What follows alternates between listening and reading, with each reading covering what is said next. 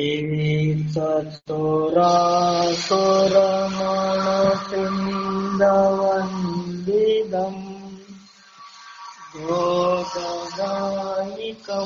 अमलम् पडमामि वर्धमानम्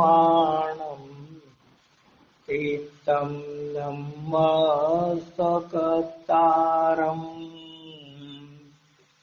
ते पुणतीर्थयरे तदमसि ते विशोधस्वभावे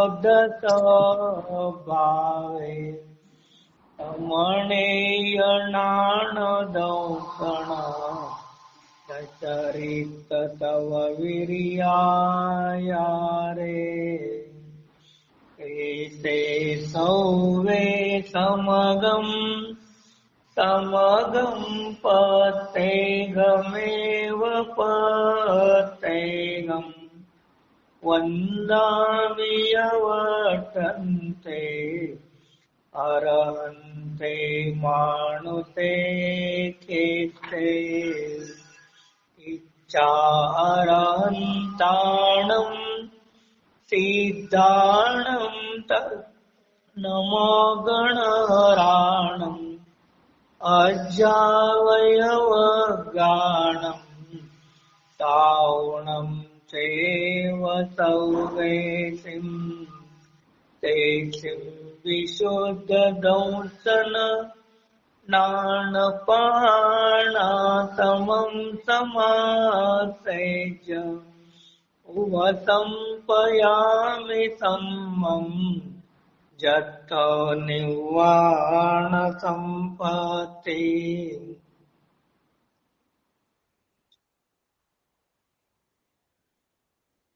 आचार्य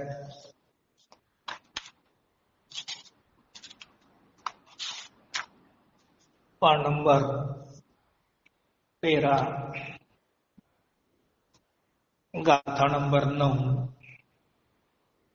गाथा जीवोपमदिजदा सुहेण असुहेण वासो असो शुद्धेन तदा शुद्ध अवधि परिणाम सद्भावो। आचार्य कुंद विरचित प्रवचन सार मागटल्या 8 नंबर गाथेमध्ये आचार्यांनी सांगितले होते, जीव ज्या वेळेला ज्या पर्यायाने परिणत आहे त्यावेळेला तो त्या पर्यायाशी तन्मय आहे. त्याचप्रमाणे धर्म परिणत आत्मा जेव्हा धर्मरूपाने परिणमन करतो त्याला तो धर्ममय म्हटला गेला. त्यामध्ये मग पहिल्या 8व्या गाथेमध्ये जो परिणामदी शब्द आला त्याला घेऊन आचार्याने काय केलेलं आहे, आणि त्याच 8 नंबर गाथेत उदाहरण दिलं होतं. लोखंडाचा गोळा ज्या वेळेला अग्नीमध्ये प्रवेश करतो, अग्नीमध्ये टाकला जातो तेव्हा तो उष्णमय म्हटला जातो. त्यावेळेला तो स्वभावाने शीतल असताना सुद्धा अग्नीच्या संयोगामध्ये गोळाचा स्वयं उष्ण रूपाने परिणमन झालेला आहे. म्हणजे त्यावेळेला तो लोखंडाचा गोळा कसा आहे, उष्ण रूपाने तन्मय आहे. त्या लोहाच्या उष्णतेसाठी शुभ आणि अशुभ परिणामाने परिणत असताना जीव शुभ आणि अशुभ रूप आहे. शुद्ध आत्म्याला जाणत असताना शुद्ध रूपाने परिणमन करतो. मग त्यामध्ये परिणमती जो शब्द आलता त्याला घेऊन आचार्याने या ठिकाणी परत 9व्या गाथेत सांगितलं, शीर्षक दिले अब यहाँ जीव का शुभ अशुभ और शुद्धत्व, अर्थात यह जीव ही शुभ अशुभ और शुद्ध है ऐसा निश्चित करते हैं. मग सांगितलं कोणी म्हणेल शुभ अशुभ आणि शुद्ध या पर्याय आहेत आणि पर्यायाचं शुभ अशुभ शुद्ध रूपाने परिणमन करतात. द्रव्य शुभ अशुभ शुद्ध रूपाने परिणमन करीत नाही. द्रव्य तर अनादि अनंत सर्वथाच शुद्ध आहे असा कोणी सर्वथा अतत भाव करेल, जे द्रव्य आणि पर्यायाला ग अभेद वृत्तीला आणि छ भेद वृत्तीला सर्वथा भेद करून निरपेक्ष जागेल, तेव्हा तिथे आचरणी तद्भावाच्या अपेक्षेने, तत् म्हणजे त्या द्रव्याचा जो भाव आहे त्याला तद्भाव हे त्या ठिकाणी संज्ञा दिली जाते. मग तुम्हा इथे आचरण सांगितलं, जीवामध्येच स्वयमेव काय आहे, पर्यायामध्ये किंवा जीवाभिज्ञाने जीवाच्या स्वभावामध्ये दोन प्रकारच्या शक्ती स्वयमेव जीवामध्ये आहेत. त्या दोन प्रकारच्या शक्तीचं परिणमन होत असताना बहिरंगामध्ये निमित्त रूपाने कर्माचा जो उदय आणि कर्माचा जो अनुदय आहे त्याला या ठिकाणी गौण करून, अभाव करून किंवा कर्माचा जो उदय आणि अनुदय आहे त्याच्यामुळे जीवामध्ये हे परिणाम होतात असा नाही. म्हणजे एक द्रव्य दुसऱ्या द्रव्यामध्ये नष्टारी शक्ती उत्पन्न करतो असं नाही. म्हणून आचार्यांनी या ठिकाणी जीव का म्हणजे जीवच स्वयमेव शुभ आणि अशुभ आणि शुद्ध रूपाने स्वयमेव अंतरंगातल्या क्षणिक उपादानाच्या शक्तीच्या द्वारे स्वयं परिणमन करतो. अन्य त्याला कोणी बलात परिणमन करत नाही आणि दुसऱ्यामुळे परिणमन होत असंही नाही. समजा लोखंडाचा गोळा आहे आणि अग्नीमध्ये टाकलेला आहे आणि तो अग्नीमुळे उष्ण झाला असं म्हणलं. मग अग्नीने लोखंडाच्या गोळ्याला उष्ण केले तर मग त्याच क्षेत्रामध्ये धर्म अधर्म आकाश आणि काल द्रव्य आहे. मग त्याला लोक अग्नीने उष्ण का केलं नाही? कोण काय म्हणेल ते द्रव्य अमूर्तिक आहे म्हणून ते उष्ण रूपाने, अमूर्तिका स्पर्श गुण नाही म्हणून उष्ण रूपाने परिणमन करीत नाही. आणि लोखंडाच्या गोळ्यामध्ये स्पर्श गुण आहे म्हणून तो उष्ण रूपाने परिणत झाला. मग अग्नीने काय केलं? अग्नीने काहीही केलेलं नाही. त्या लोखंडाच्या गोळ्याने अग्नीच्या संयोगामध्ये आपला शीत स्वभाव सोडून लोखंडाचा गोळा सौष्ण रूपाने परिणमन झालेला आहे. कारण परिणमन करणे त्या लोखंडाच्या गोळ्याचा स्वभाव आहे. तसं जीवामध्ये वैभाविक रूपाने परिणमन करणे आणि स्वाभाविक रूपाने परिणमन करणे ही जीवामध्ये स्वयंशक्ती क्षणिक उपादानामध्ये आहे. अशा क्षणिक उपादानाने सहित त्रिकालवर्ती उपादान सुद्धा त्यावेळेला अभेद उपचाराच्या अपेक्षेने काय केले या ठिकाणी अभेद उपचाराच्या अपेक्षेने आगम भाषेच्या द्रव्यार्थिक न्यायाच्या अपेक्षेने या ठिकाणी आचार्य निश्चित करतात. म्हणजे जीव परिणमनशील स्वभावी असल्यामुळे हे 3 प्रकारचं परिणमन जीवामध्येच होते.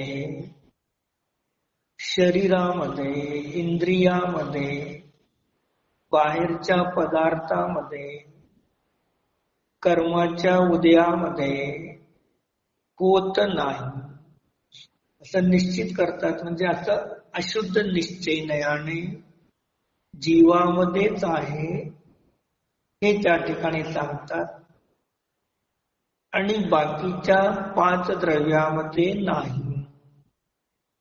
जीवामध्येच आहे अस्थि रूपाने, बाकीच्या 5 द्रव्यामध्ये हे नाही. हे काय झालं नास्ति रूपाने.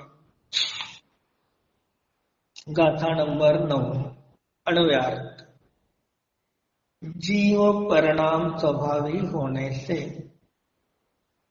जब शुभ अशुभ भावरूप परिणमन करता है तब शुभ या अशुभ स्वयं ही होता है और जब शुद्ध भावरूप परिणमित होता है तब शुद्ध होता है. काय जीव झाला पक्ष,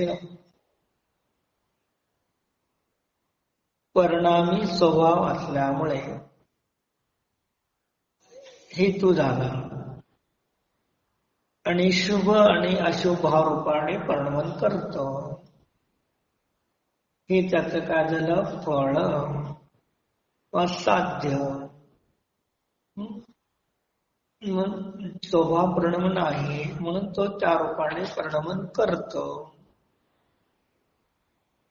आणि शुभ आणि अशुभ स्वयं होता है.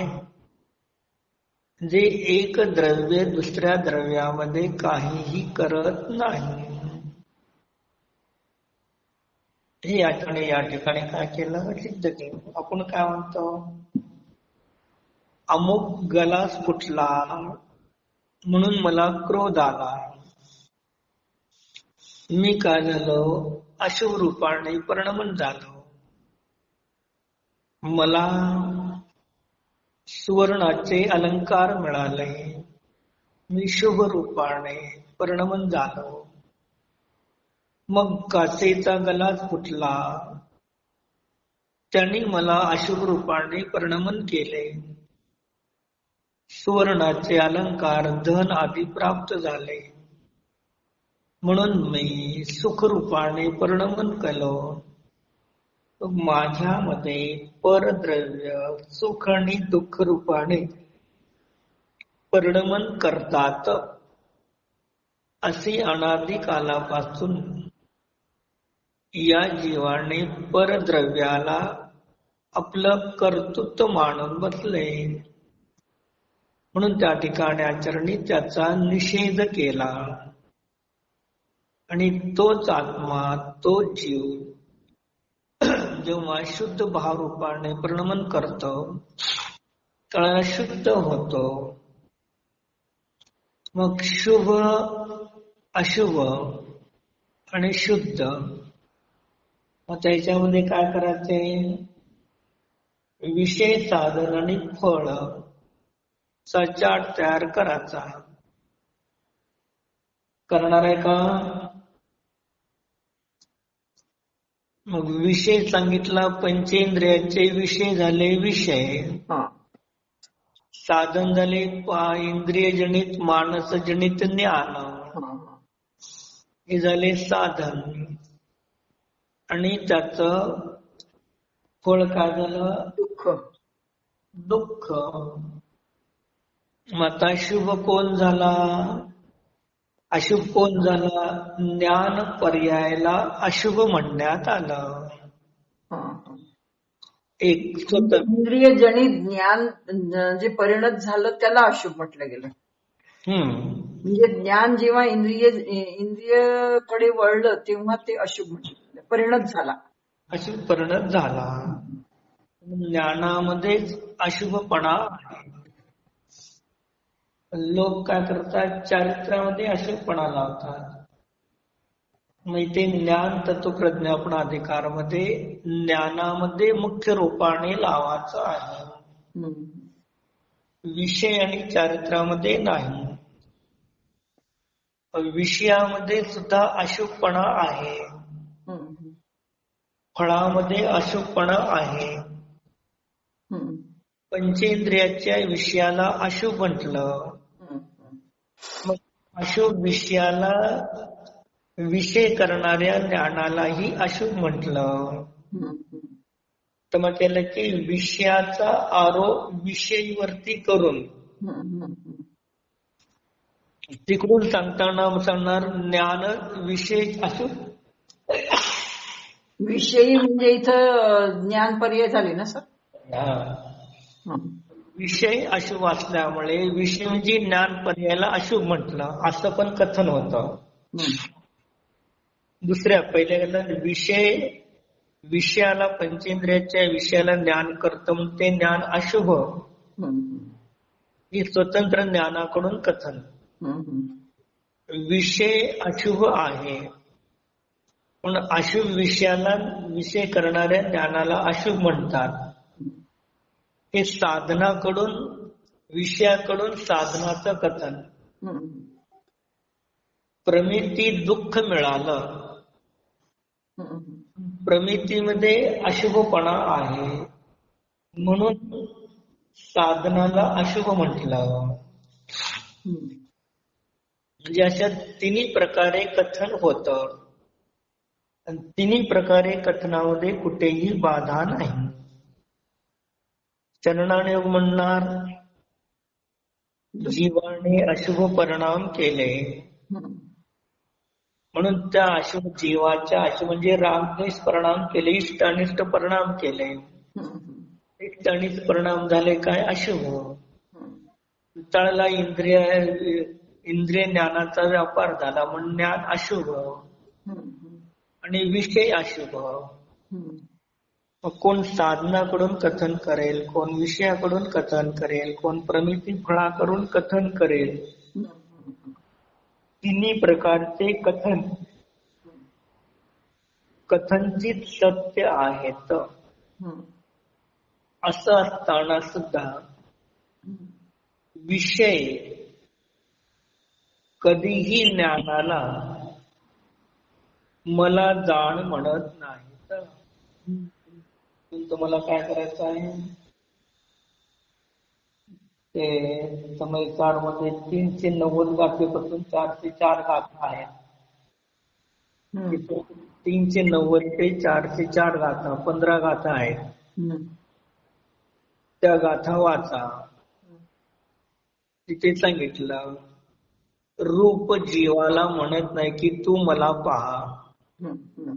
रस, गंध, वर्ण, शब्द असे अनेक प्रकारचे काय केलं तिथे 15 गाथेमध्ये दिलेले आहेत. शब्द तुला म्हणत नाहीत की ऐक. तस विषय मध्ये राग द्वेष नाही. आपण एखादे वस्त्र परिधान केले, 4 वर्ष वापरले, ते आपल्याला शुभ होते, जीर्ण झाले, जरा फाटले, तर ते आपल्याला नको वाटतात. मग त्या साडीमध्ये, वस्त्रामध्ये शुभाशुभ आहे का? पण आपण ज्ञानामध्ये जाणतो म्हणून, आणि फाटलेली साडी घालून लग्नाला गेलो, एखादी साडी फाटलेली आहे, आपल्याला माहित नाही, आणि लग्नाच्या कार्याला गेलो आणि ती काय झाली, पदराच्या काठालाच मोठं फाटल्याला दिसलं. पण बघितलं, आपल्याला काय झालं, दुःख झालं, अशुभ भाव झाले. म्हणून परिणाम माझ्यामध्ये झाले, वस्तूमध्ये नाही. पण माझ्यामध्ये परिणाम होत असताना वस्तू निमित्त आहे, म्हणून त्याच्यावरती, निमित्तावरती आरोप केला जातो. पण आपणाला लावताना पूर्ण ज्ञान तत्व प्रज्ञापन अधिकार ज्ञानातून लावता आहे. पंचेंद्रियाच्या विषयाला विषय करणाऱ्या ज्ञान पर्यायाला अशुभ म्हटलं, आणि चारित्राच्या पर्यायामध्ये काय झाला, अशुभ उपयोग. ज्ञानामध्ये अशुभ भाव, तर चारित्रामध्ये अशुभ उपयोग झाला. दुसरा, पंचपरमेष्ठी, देवगुरुशास्त्र हे झाले विषय, आणि त्याच मतीकृत ज्ञानाच्या द्वारे त्यांना जाणतो ज्ञान उपयोगाने, तर तो उपयोग झाला शुभ, आणि त्याचं फळ मिळालं शुभोपयोग चारित्रामध्ये. मग पंचपरमेष्ठी विषय शुभ आहेत, म्हणून त्या शुभ विषयाचा आरोप ज्ञानावरती करून त्या ज्ञानालाही शुभ म्हटलं. चारित्रामध्ये मिळणार फळ त्यालाही शुभोपयोग म्हटलं. मग असं असताना सुद्धा विषयामध्ये पंचपरमेष्ठी या विषयामध्ये कार्य जाणण्याचा उपयोगरूप व्यापार झाला नाही. प्रमितीमध्ये करणपणाचा अभाव आहे. प्रमिती साधन होत नाही, प्रमिती नंतर उत्पन्न होत असते. म्हणून एक अपेक्षेने प्रमितीमध्ये आणि विषयामध्ये शुभपणा नाही. ज्ञानामध्ये उपयोग झाला आणि त्या उपयोगाचा विषय हे ज्ञान शुभोपयोग आहे. तिसरा, विषय शुद्ध आत्मा आहे, त्या शुद्ध आत्म्याला निर्विकल्प स्वसंवेदन ज्ञानाच्या द्वारे जाणतो, अनुभव करतो. त्याला चारित्रामध्ये शुद्धोपयोग हे फळ मिळालं. म्हणून काय झालं, मग त्या ज्ञान पर्यायाला, ज्ञान पर्याय शुद्ध आहे. ज्ञान पर्याय शुद्ध का आहे, विषय शुद्ध आहे. एकदम विषयाकडून कथन केलं, शुद्ध मिळालं. पण ज्ञान पर्याय शुद्ध का आहे, मग तिथे परीक्षा सूत्रामध्ये 2ऱ्या अध्यायामध्ये एक सूत्र आहे. ज्ञानाला विशद निर्मल शुद्ध म्हटलं. ते काय की प्रतित्यंतर अव्यवधानेन विशेषवत्त यावा वैशद्यम. विशद ज्ञान पर्यायाचं, शुद्ध ज्ञान पर्यायाचं लक्ष घेतलं. ज्या ज्ञान पर्यायाला अन्य ज्ञान पर्यायाची प्रतित्यंतर म्हणजे स्मृती, प्रतिज्ञान, तर्क, अनुमान आणि आगम या पर्यायाची अपेक्षा नाही. 5 इंद्रिय मनाची अपेक्षा नाही. अशा प्रतित्यंतर अव्यवधानेनं, व्यवधान म्हणजे अंतर, स्मृती प्रतिज्ञान तर्क अनुमान एक एक ज्ञानाला पूर्व ज्ञान पर्यायाची व्यवधान म्हणजे अंतराने सहित आहेत.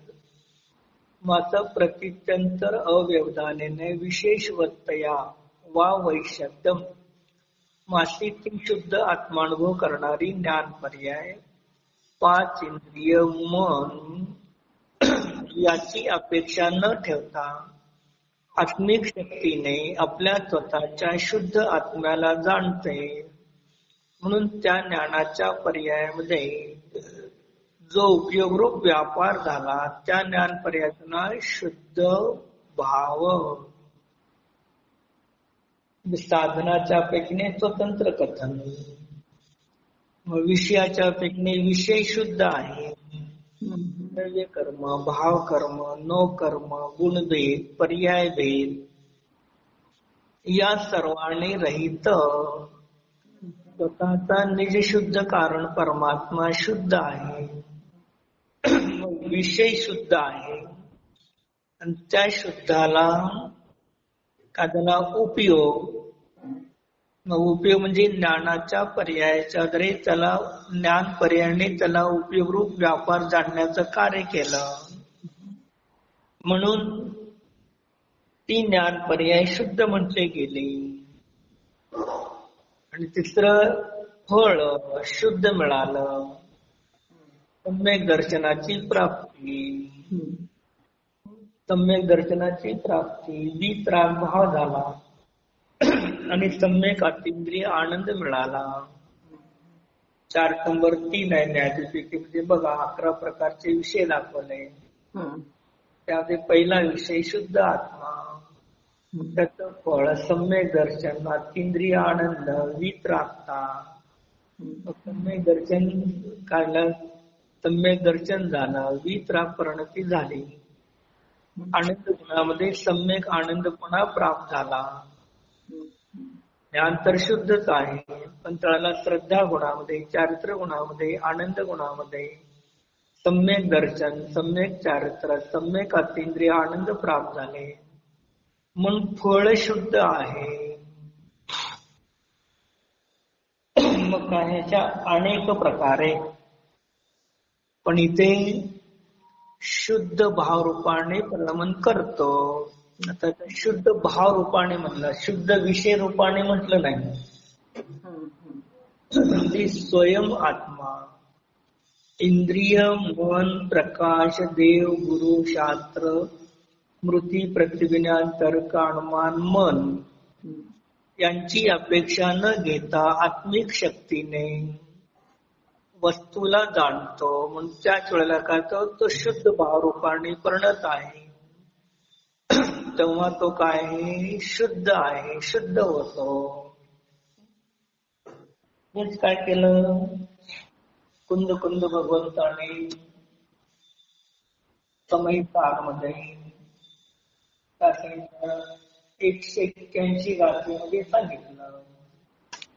181 गाथेमध्ये 181 आणि 186 गाथा असते. शुद्धम तो व्यानतो शुद्धम एव फलहती, अशुद्धम एव. मग शुद्धाला जाणतो तो शुद्धाला प्राप्त होतो आणि अशुद्धाला जाणतो तो अशुद्धाला प्राप्त होतो. मग तिथून विषयाकडून कथन केलं, साधनाकडून कथन केलं. विषय झाला शुद्ध, जाणतो झाला साधन, शुद्धाला प्राप्त होतो एक फळ, अशुद्धाला जाणतो विषय झाला, जाणतो हे झालं साधन आणि फळ झालं अशुद्ध. मग ती 186 नंबर गाथा आणि ही गाथा समान आहे. मग काय, मग माझ्यामध्ये अशुभ रूपाने परिणमन करण्याची माझी शक्ती आहे, शुभ रूपाने परिणमन करण्याची माझी शक्ती आहे, तर शुद्ध रूपाने परिणमन करण्याची माझी शक्ती आहे. मग मी अनादी कालापासून शुभ आणि अशुभ रूपाने परिणमन करून कर्म बांधून संसारामध्ये परिभ्रमण करीत होतो. तर मीच काय शुद्ध भावाने परिणत होऊन भावारूपाने परिणमन करून निर्वाणाची प्राप्ती करू शकतो. मोक्ष मार्गस्थ होऊन परंपराने निर्वाणाला प्राप्त होऊ शकतो. हे सांगितलं. दुसरं काय सांगितलं? 6 सामान्य गुणामध्ये जो द्रव्य तो गुण आहे. द्रव्य गुण सांगतो. परिणमन हा स्वभाव आहे. मग अशुभ रूपाने शुभ रूपाने परिणमन करण्याचा स्वभाव आहे. तसं शुद्ध रूपाने परिणमन करणं हाही माझा स्वभाव आहे. आणि शुभ आणि अशुभ रूपाने परिणमन करण्यासाठी मला बहिरंगातल्या विषयाची अपेक्षा आहे. आणि शुद्ध रूपाने परिणमन करण्यासाठी मला बहिरंगातल्या विषयाची आवश्यकता नाही. विषय ही माझ्यापाशीच आहे. शुद्ध साधन प्रामाणिक प्रत्यक्ष ज्ञान माझ्यापाशी शुद्ध आहे. आणि सम्यक दर्शन वीत राहतात. सम्यक अतींद्रिय आनंद हे फळ ही माझ्या अंतर्गतातूनच प्राप्त होणार आहे. म्हणून वाल्या कोळी आतापर्यंत पाप करत होता आणि नारदाच्या सानिध्यामध्ये तो काढला स्वयं शुभ रूपाने परिणत झाला. मग तसं इथे आचार्य आपणाला सांगतात, हे तिन्ही प्रकारचे पर्यायगत धर्म तुझ्यामध्ये आहेत. जे शुभ अशुभ आणि शुद्ध एका झाल्या पर्याय झाल्या. या पर्यायातून जीव सांगितला. अभेदुपचार झाला सामान्य रूपाने. अशुद्ध निश्चयने मधला अभेदुपचाराचा अशुद्ध निश्चय नाही. अशुद्ध निश्चय न्यायामध्ये काय केले? शुद्धामध्ये एक दे शुद्ध आणि पूर्ण शुद्ध श आणि ठ, आणि शुभ आणि अशुभाला ट घेतलं. जे अशा पर्यायाने परिणत जीव सांगितला. आलं का लक्षात? हो सर. अशुभामध्ये ट ला टाकायचं आणि पूर्ण शुद्ध आणि एक दे शुद्धामध्ये थ ला घ्यायचं. अर्यंत सिद्ध ठ मध्ये ड मध्ये घ्यायचं. 4 ते 12 ला ड मध्ये घ्यायचं आणि शुभ अशुभाला काय करायचं? ट मध्ये टाकून द्यायचा. म्हणून हा कायला आगम भाषाचा द्रव्यार्थिक नाही झाला. नैगम संग्रह व्यवहार सूत्र शब्द समविरुद्ध एवंभूत नाही. त्यामध्ये नैगम नाही, संग्रह नाही, व्यवहार नाही आणि सूत्र नाही. त्याला द्रव्यार्थिक नाही म्हटलं की नाही. आता मग तिथे काय झालं? मग पर्यायाकडून संपूर्ण द्रव्य सांगितलेलं आहे. म्हणून हो तिथे इकडून पहिलं तर आगम भाषाचा द्रव्यार्थिक नाही आहे. इकडून पहिलं तर अध्यात्माच्या अपेक्षेने पर्यायार्थिक नाही आहे. पर्यायाकडून द्रव्य सांगत आहे. म्हणून अशा पद्धतीने या पद्धतीने प्रवचन करणं महत्वाचं नसलं पाहिजे. श्रोत्याला गाथेतून नय कोणचे आहेत, कसे आहेत हे त्याला काढता यावे. बरोबर आहे. म्हणून मग महाराजांनी हे शिकवलं. आणि हे शिकवल्यामुळे काय झालं? कोणताही ग्रंथ आल्यानंतर बरोबर तिथे काय झालं? तो 4 नयामध्ये काय केलं? एक जीवाच्या अपेक्षेने 4 नयाच्या अपेक्षेने अभेद उपचारणे मुख्य झाला. आणि बाकीचे 3 शुभ अशुभ आणि शुद्ध हे 3 भाव घेतले तर भेदवृत्ती झाले. शुभ अशुभ शुद्ध भावा कोणत्या तर ज्ञान गुणाची परिणत भेदोपचार झाला. एक गुण घेतलं त्यातून संपूर्ण द्रव्य घेतलं तर अभेदवृत्ती झाली. आणि ज्ञान गुण घेतला तर भेदोपचार झाला. भेदवृत्ती झाला. भेदोपचार झाला. भेदोपचार झाला. ज्ञान गुणाची पर्याय घेतली तर शुभ अशुद्ध शुद्ध तर भेदवृत्ती झाली. भेदवृत्ती झाली. आणि गुणाकडून ज्ञान गुण वांजीव घेतला तर अभेदवृत्ती झाली. म्हणजे असे नय आचरणी जे गाथे भरले ते सांगायला पाहिजे. ते अमेरिकेची बाई आहे ना, त्यांना शिकायचं आहे आपल्याकडं. बरोबर. ते काय दिसतो ना, आपण ते पिक्चर दिसतो ना आपला समोर डायरेक्ट, काय म्हणतो त्याला तुम्ही? ते हे का म्हणजे video call? Zoom zoom zoom. हा, झूम झूम. झूम वरती घ्यायचं म्हणते ते. आमच्यात काही दिसेना नव्हतं. तुमचा जर एखादा आला लवकर मोबाईल तर मग त्याचा उपयोग होईल. म्हणजे काय ते, पण मुलांचा अभ्यास चालू असताना त्याच वेळेला त्यांचं 6:30 त्यांना तिथं 9 वाजतात. नाही, मी आताच येणार आहे ना सर. मी बोलते पुन्हा प्रवचन झाल्यावर. हे 2-4 दिवसात मी सगळी मोकळं करणार आहे. ते आपलं हे पण जैन सिद्धांत प्रवेशिका उद्यापासून आता 2 दिवसात कम्प्लीट करणार आहे. आणि 3 तारखेला येणार आहे ना पंडितजी, ते पाठवून देणार आहे सर तुमच्याकडे मुंबई. म्हणजे विचारतं, कालच डिसिजन घेतलंय मी ते दोन्ही गोष्टीचं, परवाच. म्हटलं जैन सिद्धांत प्रवेशिका पण द्यायचे आणि रात्रीच्या वेळेला मोबाईल पण रिकामा करून द्यायचा. तर दोन्ही घेतला. आता उद्या परवा सुट्टी आहे ना मला, करून टाकेल सर. अनुपचारित शरीराच्या अपेक्षेने घेतलं तर अनुपचारित सद्भूत व्यवहार नाही.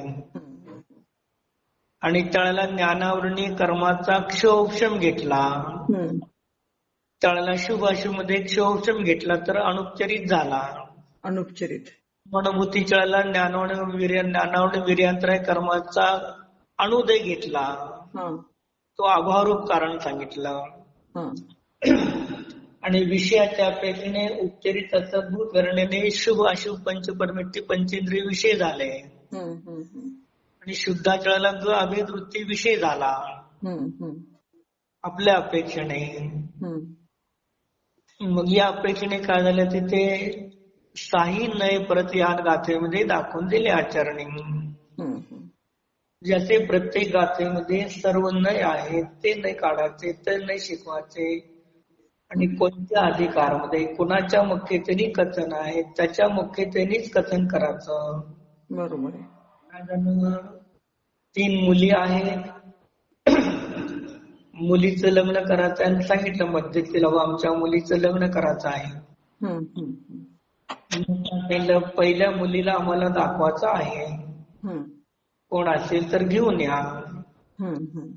तिने विचारलं कसा मुलगा पाहिजे काय नाही, मग सगळ्या पद्धतीने सांगितलं. मग ते काय झाले, पहिल्या मुलीला बघण्यासाठी लोक आले, तिसऱ्या मुलीला दाखवलं.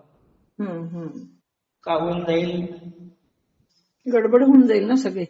मग तसं ज्ञान अधिकारमध्ये चारित्र अधिकार भेटलं तर गडबड आहे सगळे ज्ञानात.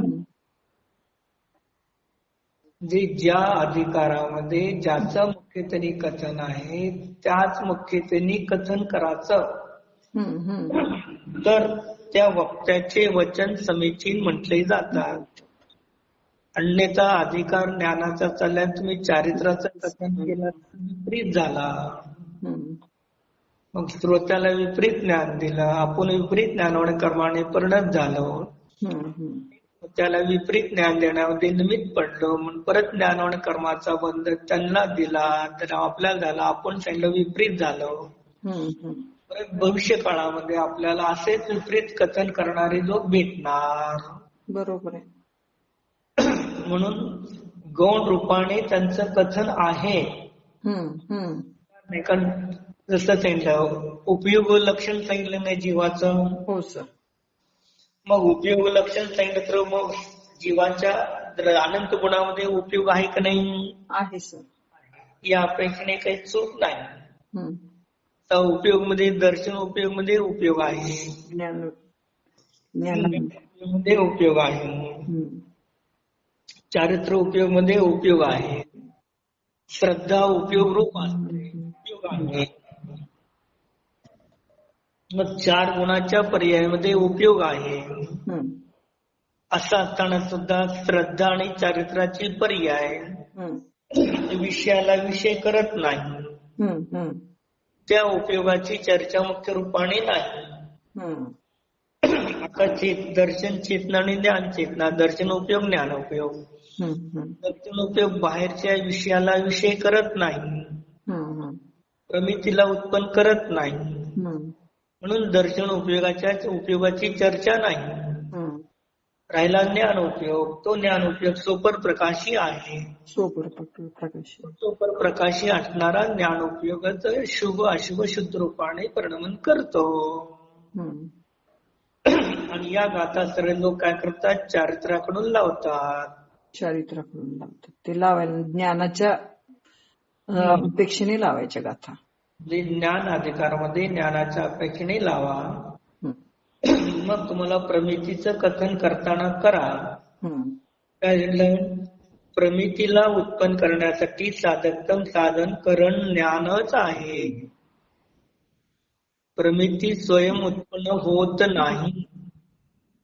म्हणून अभिनव धर्मभूषण नेतेने न्यायाधिपेक्षेत सांगितलं, साधनाची चर्चा प्रमितीला उत्पन्न करण्यासाठी साधकतम साधन करण प्रमाण ज्ञानच आहे. प्रमाण आणि नय दोन ज्ञान पर्याय काय करतात, सम्यक प्रमिती उत्पन्न करतात. प्रमाणाभास आणि नयाभास विपरीत खोटी प्रमितीला उत्पन्न करतात.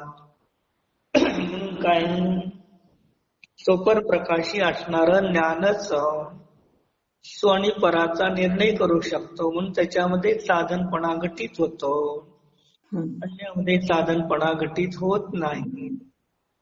विषय, साधन, फळ, संज्ञा, लक्षण प्रयोजनाने भिन्न आहे. विषय आहे तो साधन फळ नाही. साधन आहे ते विषय फळ नाही. ते विषय साधन नाही. पण कथनचित एक द्रव्याचंच परिणाम कथनचित प्रदेशाच्या अपेक्षेने एकच आहे. अनुभूती आणि बाहेरच्या विषयाच्या भिन्न आहे. मग या पद्धतीने समीचीन ज्ञान करून समीचीन श्रद्धा लोकांना करून द्यायचं. मग तुम्हाला काय शक्ती असेल तर संयम जेवढा पाळायचा ते तुमच्या तुम्ही पालन करा. श्रद्धा पहिले पक्की करायची. या विषय साधन फळाची आणि ज्ञानाची श्रद्धा पक्की करायची. विषयाचं ज्ञान नाही, साधनाचं ज्ञान नाही आणि फळाचं ज्ञान.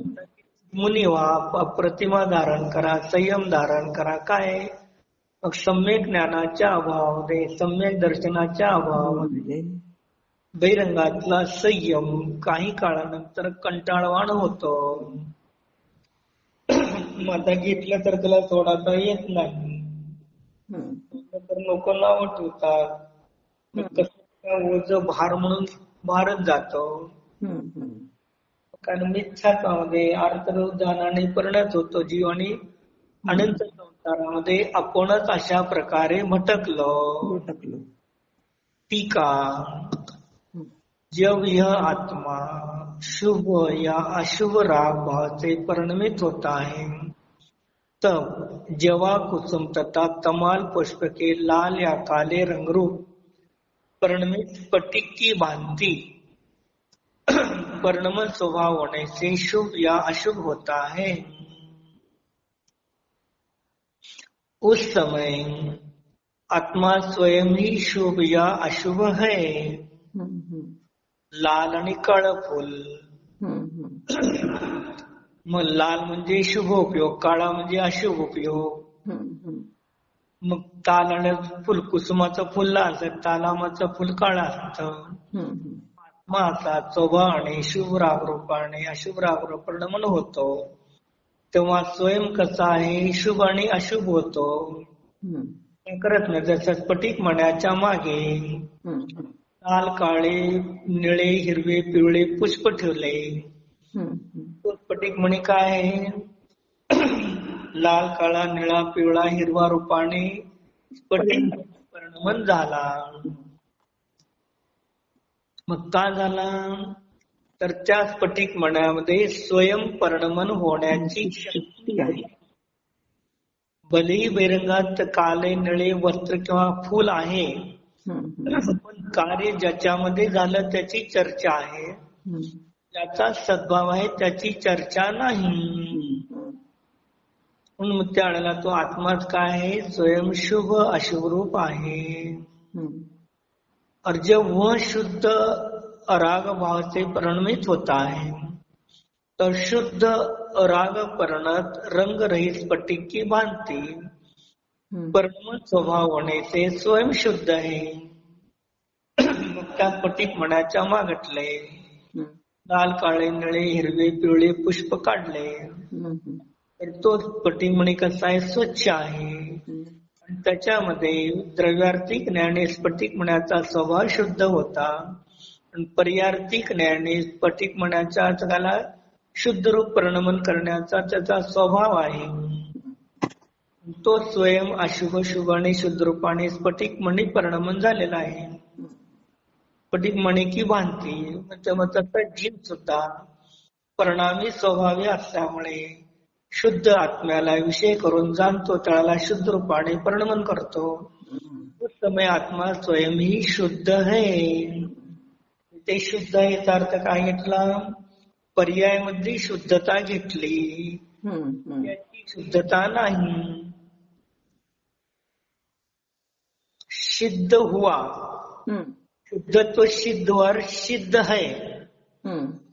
है म्हटलं तर ग अभेद वृत्ती त्यांनी सिद्ध व्हा म्हटलं तर ड आणि ठ येतात. अभेदोपचारामधला अभेदोपचारामधले घेतले ते ग अभेद वृत्तीची चर्चा नाही. सिद्ध हुआ आणि सिद्ध है. सिद्ध है अभेद वृत्ती आणि हुआ म्हणलं तर अभेदोपचार आला. अभेदोपचार पूर्ण शुद्ध आणि एकदेश शुद्ध. आत्मा सर्वथा कुटस्थ नहीं है किंतु स्थिर कर परिणमन करना उसका स्वभाव है. सांख्यासारखं आत्मा नित्य आणि प्रकृतीने प्रधान परिणमन करतात त्याचा आत्मा कुठच सर्वथा नित्य नाही.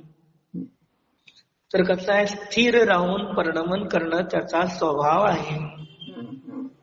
इसलिए वह जैसे जैसे भाव से परिणमित होता है वैसा वैसा ही वह स्वयं हो जाता है.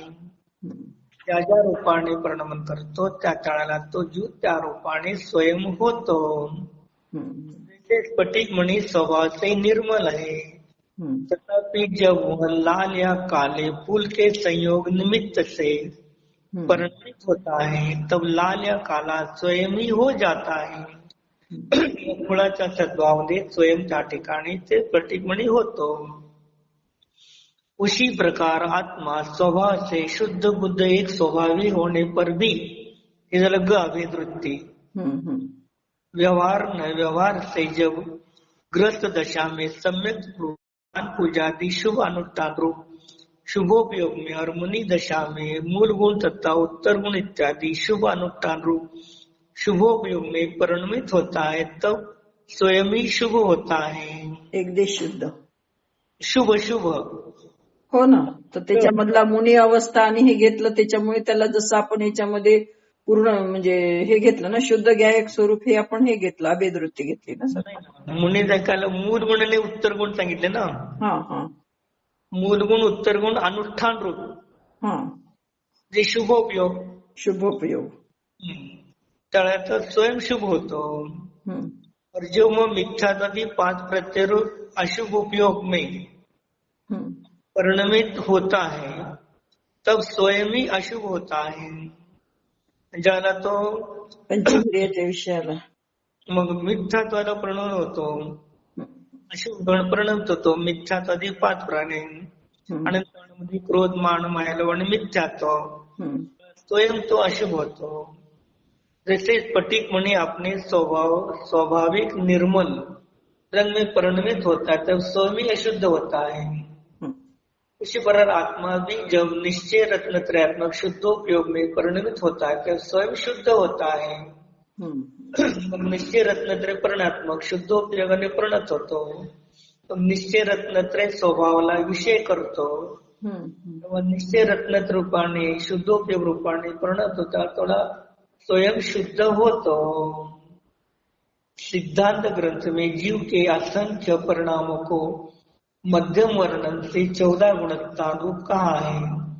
उन गुणस्थानों को संक्षेप में उपयोग रूप वर्णन करते प्रथम 3 गुणस्थान में तारतम्य पूर्वक घटता हुआ अशुभ उपयोग, चौथे से 6ठे गुणस्थान तक तारतम्य पूर्वक बढ़ता हुआ शुभोपयोग, सातवेचे 12वे गुण तारतम्य पूर्वक शुद्ध उपयोग और अंतिम 2 गुणस्थान में शुद्ध उपयोग का फल कहा गया है ऐसा वर्णन कथनचित हो सकता है. मग एवढ्यात काय केलं, एवढ्या गाथेमध्ये त्यांनी करणायोग सगळा दाखवून दिला. याप्रमाणे काय आहे, आता याचं जे वर्णाची सिद्धांत ग्रंथाचं ना, त्याचं मग थोडं उद्याच्याला त्याचं विशेष स्पष्टीकरण करायचं आहे, ते थोडं उद्याच्याला घेऊया. चालतं.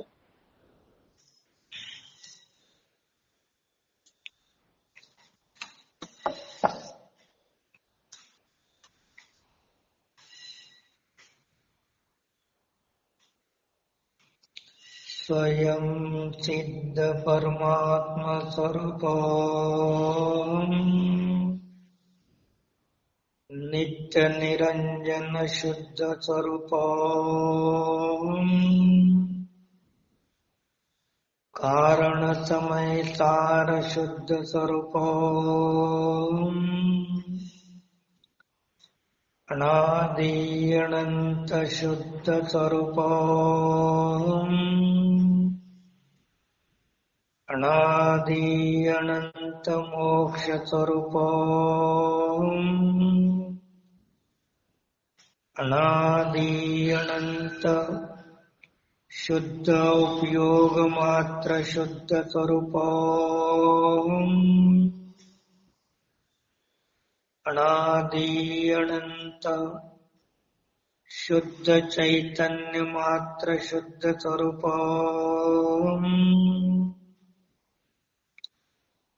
निश्चय पंचाचार परिपूर्ण स्वरूप ज्ञानाचार परिपूर्ण स्वरूप दर्शनाचार परिपूर्ण स्वरूप चारित्राचार परिपूर्ण स्वरूप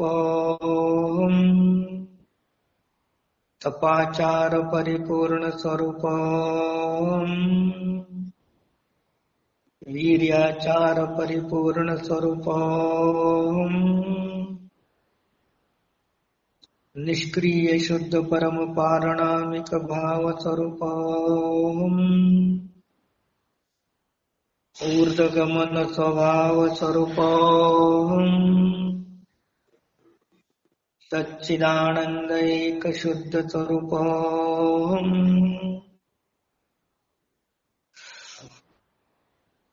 अविनाशी स्वभाव स्वरूप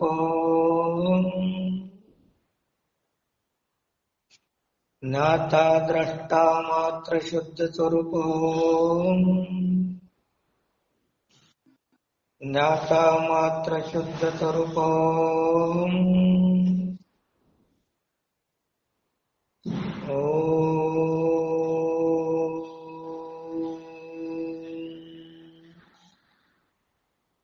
विसर्जन.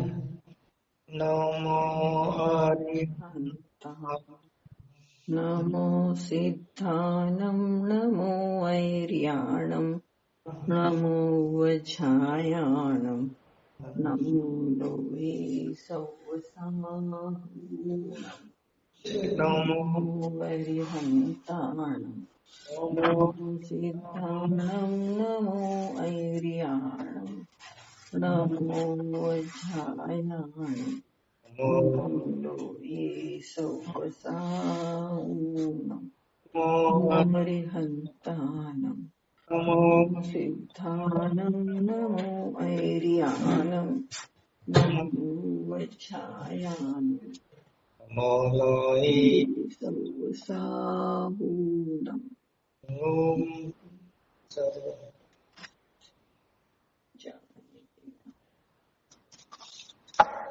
ज्ञानी के ज्ञान से तुझे लोकालो तो वाणी मत कर्ण मोचदा दे कंदु देव जो हर कंदन गुरचयो या धर्म पालो सदा यही मुक्ति का.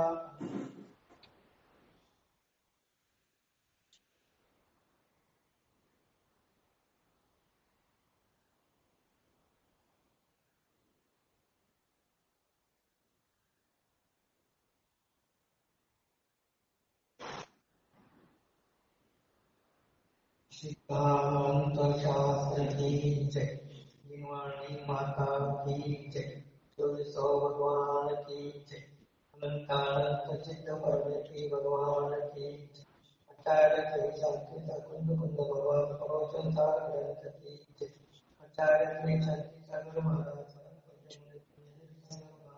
की जय।